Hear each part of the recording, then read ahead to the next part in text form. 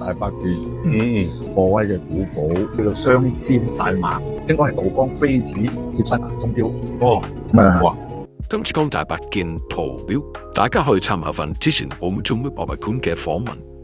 請你俾讚、留言同埋訂閱。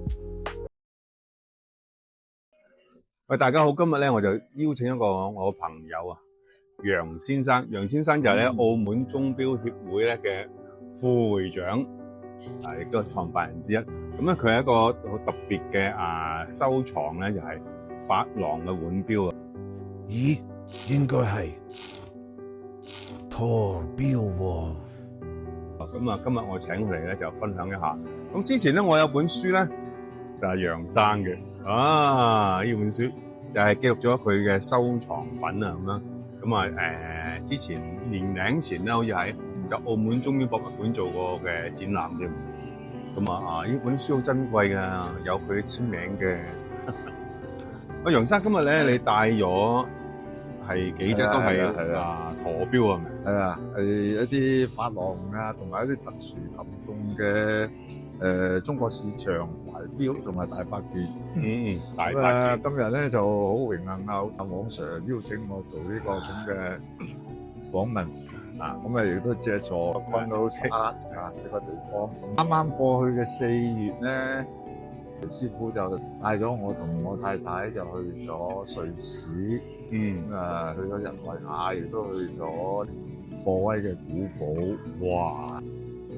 喺1830年，愛德華破威帶咗5個破威做嘅懷錶就萬水先生就嚟到呢個廣州。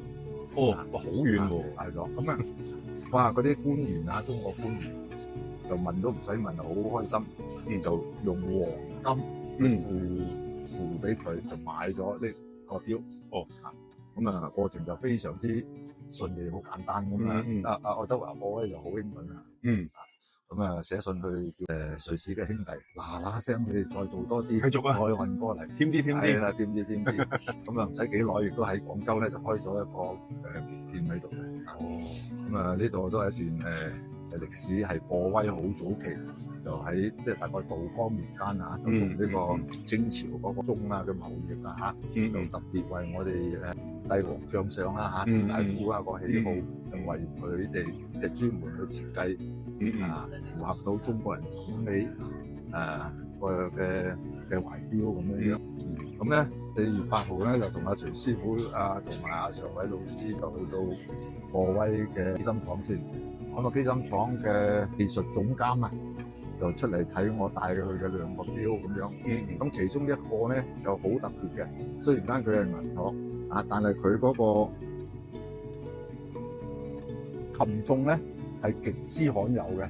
咁等間黃 Sir 可能將個擒重咧嗰個圖咧，我拆咗出嚟影咗相噶啦。咁圖咧會擺上去俾大家睇。咁呢個擒重咧係叫做中文叫做雙尖大馬。雙尖大馬。英文嚟講咧就查實就冇一個揾唔到一個正確嘅即係英文嘅叫法啦。咁我哋就將佢叫咗做咧 Liva Duplex。我哋將佢改咗個名叫做 Liva Duplex。咁佢嗰個技術總監咧都覺得好詫異，哇！原來有啲咁嘅擒重，見都未見過。咁所以咧就佢都將嗰個機芯圖咧就個擒重圖咧亦都攞咗去。個係即係佢哋一個即係記錄啦。咁事實上咧，佢全世量真係我而家所知咧，全世量得2個。咁唔知大家得2個。呢度係仲有其他嘅藏家係會仲有呢隻咁嘅擒重咧好特別有隻喺度特別。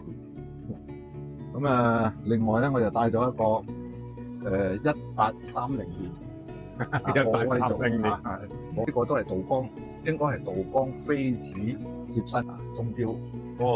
哇！呢個就係半秒跳嘅。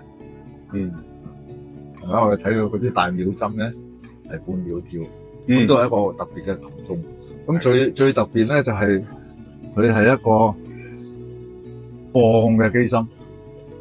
鋼嘅機芯當年能夠做到鋼機芯嘅，即係工坊咧查實就唔多嘅，唔多嘅，亦都係比較特別啲，同埋呢個白花圖咧亦都畫得好好，係好精細，都畫得好精細啊！個顏色啊好協調嘅，睇起上嚟好舒服，睇幾耐都咁舒服，係成雙成對嘅。係最受歡迎，最受歡迎啦，5個唔同尺寸，好靚喎，每日係誤差唔會超過1秒。多謝晒。